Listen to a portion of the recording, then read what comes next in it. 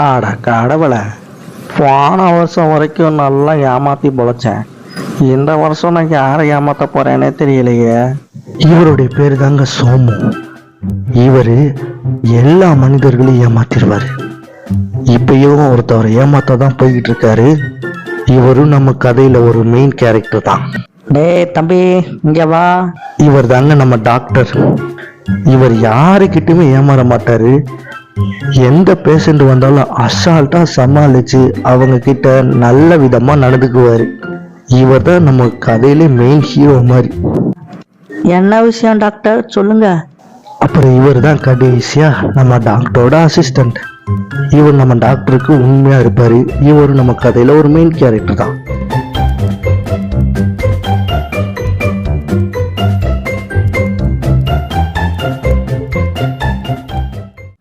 ஆட கடவுளை, போன வருஷம் வரைக்கும் நல்லா ஏமாத்தி பொழைச்சேன். இந்த வருஷம் நான் யாரை ஏமாத்த போறேனே தெரியலையே. இந்த வருஷம் எந்த இளிச்சவன் என்கிட்ட மாட்டுவான். அப்படி மாட்டினா ரொம்ப சந்தோஷமா இருக்கும். போன வருஷம் வரைக்கும் சந்தோஷமா உழைக்காம நல்ல இளிச்சவன் சிக்கினான். ஸோ அதனால நானும் வச்சு செஞ்சேன். ஸோ இந்த வருஷம் எவன் சிக்க போறான்னு தெரியலையே. டே தம்பி, இங்க வா. என்ன விஷயம் டாக்டர், சொல்லுங்க. அது ஒன்னோட தம்பி, நம்ம ஆஸ்பத்திரி ஆரம்பித்து கொஞ்ச நாள் தான் ஆகுது, இன்னும் யாருமே வரலை. ஸோ அதனால் என்ன பண்ண, நம்ம ஆஸ்பத்திரிக்கு வெளியே ஒரு போர்டு வைக்கணும். நான் சொல்ல சொல்ல நீ அப்படியே அவளை எழுதி வச்சிரு, ஓகேவா? ஓகே டாக்டர், இப்பயே போய் எழுதி வச்சிடறேன். என்ன தாதா பொது போர்டு மாதிரி வச்சுட்டு போயிருக்காங்க?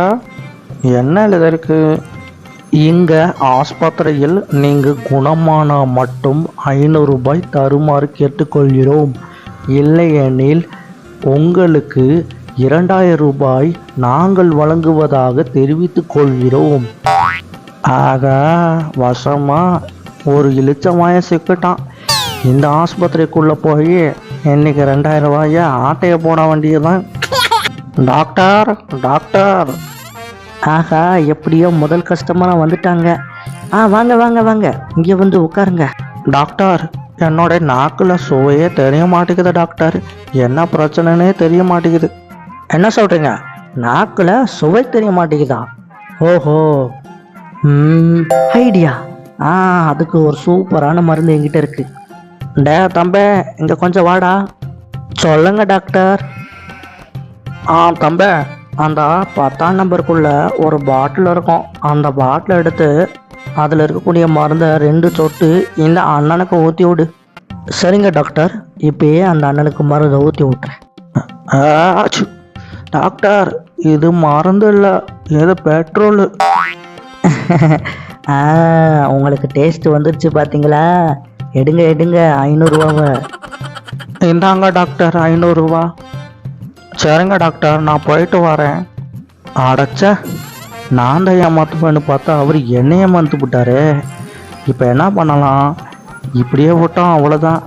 இன்னும் ஒரே ஒரு தடவை அவரை எப்படியாச்சும் ஏமாற்றி 2000 ரூபாய் என்ன 4000 ரூபாவது பிடிக்கிட்டு வந்துடணும். ஆனால் இப்போ போனால் அவர் கண்டுபிடிச்சிருவாரு. 2 நாள் கழித்து போவான். அந்த தடவை நானாக அந்த டாக்டர்னு பார்த்துருவோம்.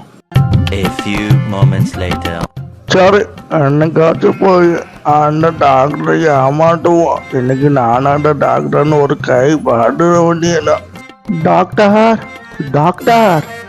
அடடே, இது எங்கேயோ கேட்ட குரல் மாதிரி இருக்கு. அட, வாங்க வாங்க சார். டாக்டர் டாக்டர், எனக்கு சரியா கண்ணு தெரிய மாட்டேங்குது டாக்டர். ஏதாச்சும் பண்ணுங்க டாக்டர், இல்லை என் கண்ணுக்கே ஆபத்தாயிரும் டாக்டர். சாரி, என்கிட்ட அதுக்கு மருந்து இல்லை. நான் தோத்துட்டேன். இந்தாங்க உங்களுக்கான 2000 ரூபா. டாக்டர், என்ன சொல்றீங்க? என்னோட கண்ணை காப்பாற்ற முடியாதா? டாக்டர், இது 2000 ரூபா தாளே இல்லை, இது 500 ரூபா தாள். என்ன டாக்டர், 500 ரூபா தாளை தந்துட்டு என்னையே ஏமாத்த பார்க்குறீங்களா? எப்படி, உங்க கண்ணு சரியா தெரிய ஆரம்பிச்சிருச்சா? எடுங்க 500 ரூபாவை. டாக்டர், என்னை ஏமாத்திட்டீங்களா? இந்தாங்க உங்களோட 500 ரூபா.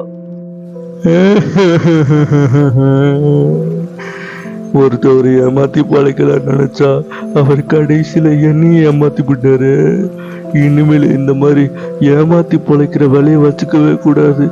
சோம்பேறியா இருந்துட்டோமோ, இனிமேல் சோம்பேறியாவே இருக்க கூடாது.